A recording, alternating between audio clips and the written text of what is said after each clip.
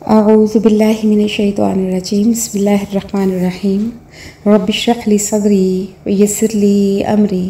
واحلل عقدۃ من لسانی یفقہوا قولی آمین یا رب العالمین۔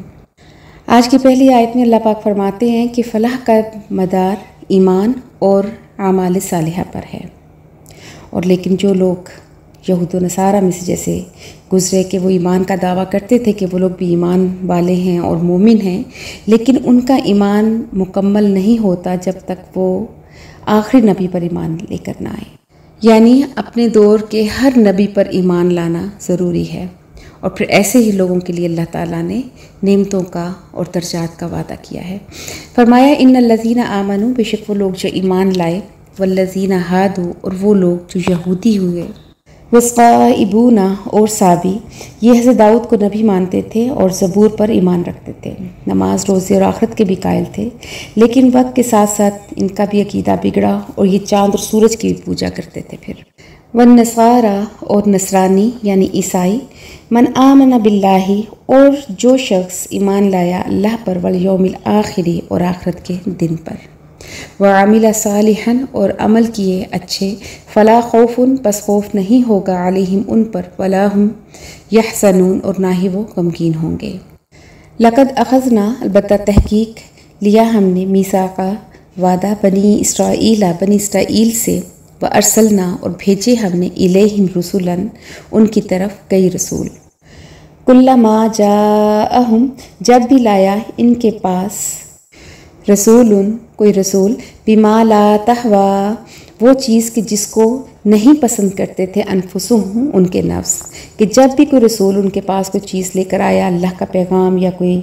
کتاب یا صحیفہ، تو جس کو یہ ان کے دل پسند نہیں کرتے تھے، ان کا نفس اس کو قبول نہیں کرتا تھا، تو فریقاً کذبوا، تو ایک گروہ کو انہوں نے جھٹلایا، وہ فریقاً یقتلون، اور ایک گروہ کو وہ قتل کرتے رہے، جیسے حضرت زکریا، حضرت شعیہ، حضرت یحییٰ، اس طرح بھی بہت سے انبیاء کو انہوں نے شہید کیا۔ وحسبوا، اور انہوں نے یہ گمان کیا، اللہ تکونا، یہ کہ نہیں ہوگا، فتنۃ، کوئی فتنہ، یعنی ان کے اعمال کی وجہ سے ان پر اللہ کی کوئی آزمائش یا کوئی پکڑ نہیں آئے گی۔ فعموا، اور پس وہ اندھے ہو گئے، وصموا، اور بہرے ہو گئے،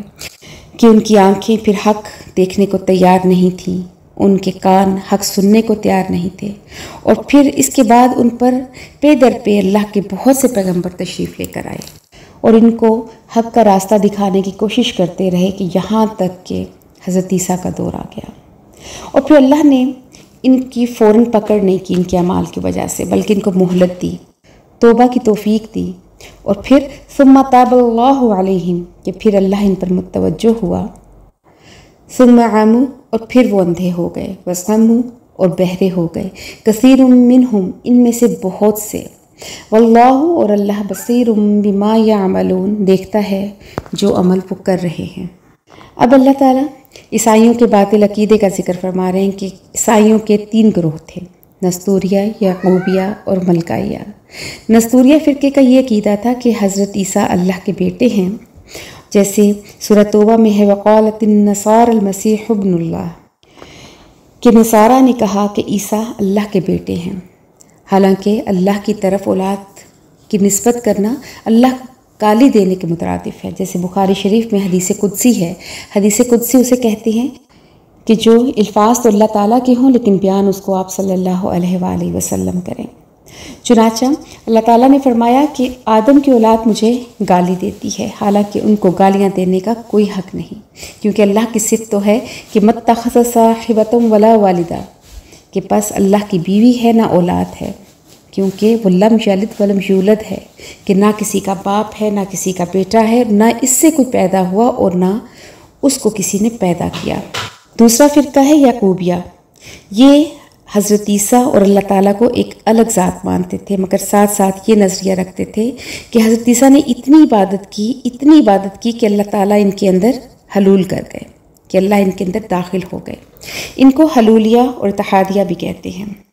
اور مزید یہ بھی اضافہ کرتے ہیں کہ حضرت عیسیٰ سے جتنے فعال اور معجزات صادر ہوتے تھے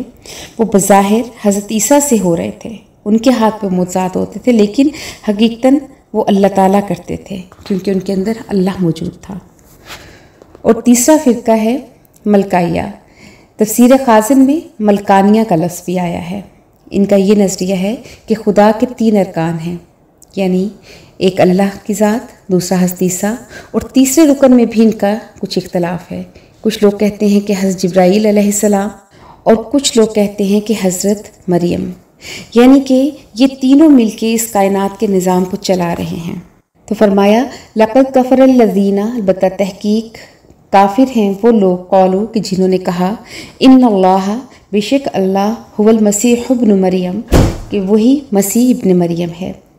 کہ اللہ تعالیٰ اب اس کی تردید کرتے ہوئے فرماتے ہیں وقال المسیح، اور کہا عیسیٰ نے، یا بنی اسرائیل، اے بنی اسرائیل، اعبدوا اللہ، عبادت کرو اللہ کی، ربی و ربکم، جو میرا رب ہے اور تمہارا رب ہے۔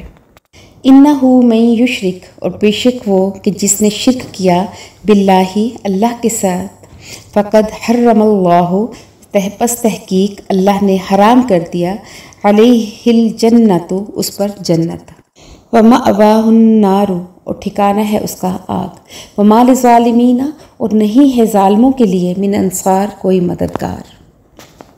لقد کفر الذین، البتہ تحقیق کافر ہیں وہ لوگ، قولو کہ جنہوں نے کہا، ان اللہ بے شک اللہ، ثالث ثلاثہ، کہ تینوں میں سے تیسرا ہے۔ یہ تیسرے جو رکن کا میں نے ذکر کیا کہ ملکائیہ یا ملکانیہ، یہ اس کا ہے کہ خدا کے 2 رکن اور ہیں، کہ تیسرا اللہ تعالیٰ ہے۔ وما من الہ، اور نہیں کوئی الہ یا نہیں کوئی معبود، الا الہ واحد، مگر ایک ہی معبود ہے، کہ اللہ کا کوئی شریک نہیں، نہ جبرائیل امین، نہ حضرت عیسیٰ، نہ حضرت مریم۔ وَإِن لَّمْ يَنْتَهُوا، اور اگر پھر وہ باز نہ آئیں، عَمَّا يَقُولُونَ، ان باتوں سے جو کہتے ہیں، لَيَمَسَّنَّ الَّذِينَ، تو البتہ ضرور پہنچے گا ان کو، کَفَرُوا مِنْهُمْ، ان میں سے جو کافر ہیں، عذاب علیم، دردناک عذاب۔ افلا یتوبون، کیا پس وہ توبہ نہیں کرتے، الی اللہ، اللہ کی طرف، ویستغفرونہ، اور وہ کیوں نہیں اس سے معافی مانگتے، واللہ غفور الرحیم، اور اللہ بخشنے والا مہربان ہے۔ آج کی آیت میں اللہ پاک نے شرک کی تردید کی ہے کہ شرک کسی حال میں بھی قبول نہیں، اور اس گناہ میں یہود و نصارہ بہت زیادہ مبتلا تھے، اور یہود کا یہ حال ہے کہ ان کے لوگ عملاً خدا کے دین پر قائم نہیں ہیں۔ انہوں نے اپنے نفس کو اور اپنی زندگی کے معاملات کو اللہ کے تابع نہیں کیا، لیکن ان خوشگمانیوں میں مبتلا ہیں۔ انہوں نے یہ عقیدہ بنا لیا ہے کہ خدا کے ہاں ان کی نجات یقینی ہے، اور یہود سے اللہ نے حضرت موسیٰ کے ذریعے ایمان اور اطاعت کا عہد لیا تھا۔ وہ کچھ عرصہ تو اس پر قائم رہے، لیکن اس کے بعد پھر ان کے عقیدے میں بگاڑ آنا شروع ہو گیا۔ پھر اللہ تعالیٰ نے اپنے نبی بھیجے، صحیفے بھیجے، ان کے ذریعے ان کی سرکشی اور ان کی بے راہ روی کو روکنے کی کوشش کی، لیکن جب بھی کوئی نصیحت کرنے والا ان میں آتا تو یہ اس کو یا تو جھٹلا دیتے تو یا قتل کر دیتے۔ پھر اللہ تعالیٰ نے ان کی ان نافرمانیوں کی وجہ سے ان پر ایک ظالم بادشاہ کو مسلط کیا۔ پھر انہوں نے اللہ سے توبہ کی، اور پھر اللہ تعالیٰ نے ان کو اس سے نجات دی، اور پھر دوبارہ یہ اسی روش پہ چل پڑے، اور یہاں تک کہ حضرت یحییٰ کو قتل کر دیا، اور کسی حد تک حضرت عیسیٰ کو بھی۔ اب پھر اللہ کا عذاب ان پر بہت برے طریقے سے آیا کہ رومی شہنشاہ ٹائٹس کو ان پر مسلط کیا گیا، اور جس نے حملہ کر کے ان کے ملک کو ویران کر دیا، اور اس کے بعد دوبارہ یہود کبھی اپنی ذاتی بنیادوں پہ کھڑے نہیں ہو سکے۔ جب بھی کسی قوم کو کوئی اللہ تعالیٰ عروج یا کوئی نعمت سے نوازتے ہیں، کسی بھی انسان کو، تو وہ یا تو اللہ سے بہت قریب ہو جاتا ہے یا اللہ سے بہت دور ہو جاتا ہے، اور اکثریت ایسے لوگوں کی ہوتی ہے کہ جو اللہ سے دور ہو جاتے ہیں، وہ ان آسائشوں میں، ان نعمتوں میں اللہ سے غافل ہو جاتے ہیں۔ اور یہی تاریخ بھی رہی ہے کہ جن قوموں کو اللہ نے آسمانی کتاب سے نوازا، اور ان کی بھی یہ نفسیات بن جاتی ہے کہ وہ اللہ کے خاص لوگ ہیں،